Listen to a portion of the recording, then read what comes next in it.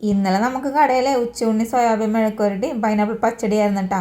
ഞാൻ നോക്കുമ്പോൾ അനിയത്തി രാവിലെ തന്നെ കുറേ സോയാബീൻ എടുത്ത് വെള്ളത്തിലിട്ടേക്കണ്. ഞാൻ ചോദിച്ചത് എന്തിനാണ് ഇത്രപ്പുറത്ത്, ഇത് കുതിർന്ന് വരുമ്പോൾ കുറേ ഉണ്ടാവുമല്ലോ എന്ന്. എടോ ഞാൻ കുറച്ച് കൂടി പോയിട്ടത് എന്ത് ചെയ്യുള്ളൂ. ഞാൻ പറഞ്ഞാൽ അതൊന്നും കുഴപ്പമില്ല, നമുക്ക് വൈകുന്നേരത്തേക്ക് എന്തെങ്കിലും സ്നാക്സ് ആക്കിയാലോ എന്ന് പറയും.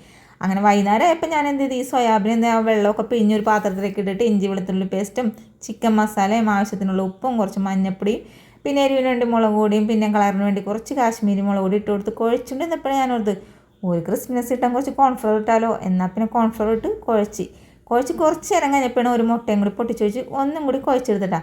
ഇതിൻ്റെ ഇടയിൽ ഞാൻ എന്ത് ചെയ്യുന്നറിയാമോ, ഞാൻ കുറച്ച് എണ്ണ അങ്ങോട്ട് ചൂടാൻ വെച്ചിട്ടുണ്ട് വേഗം വേഗം പണി തീർക്കാൻ വേണ്ടിയിട്ടേ. അങ്ങനെ അതേ എണ്ണയിലോട്ട് നമ്മുടെ സോയാബീൻ ഇട്ട് കുറച്ച് നേരം കഴിഞ്ഞിട്ടാണ് കേട്ടോ ഇത് മറിച്ചിട്ട് അതിൻ്റെ ഇടയിൽ കുറച്ച് കളറല്ലല്ലോ ഫ്ലേവറിന് വേണ്ടിയിട്ട് ഞാൻ എന്ത് ചെയ്ത് കുറച്ച് കറിവേപ്പിലേക്ക് ഇട്ട് തിരിച്ചും മറിച്ചിട്ട് ഫ്രൈ ആക്കി എടുത്തിട്ടുണ്ട് കേട്ടോ. ഫ്രൈ ആക്കി കഴിഞ്ഞിട്ടേ കുറച്ച് അനിയത്തിക്കും ആ ചേച്ചിക്കും കൊടുത്തു വിട്ടിട്ടാ. പിന്നെ കുറച്ച് ഞാനെടുത്ത് പിറക്കി കഴിക്കണേ. കുട്ടികൾക്കൊക്കെ ഒരുപാട് ഇഷ്ടപ്പെടും കേട്ടോ. അടിപൊളി ടേസ്റ്റാണ്. കട്ടൻ ചായയുടെ കൂടെ എരിവും കൂട്ടി കഴിക്കണേ അടിപൊളിയാണേ.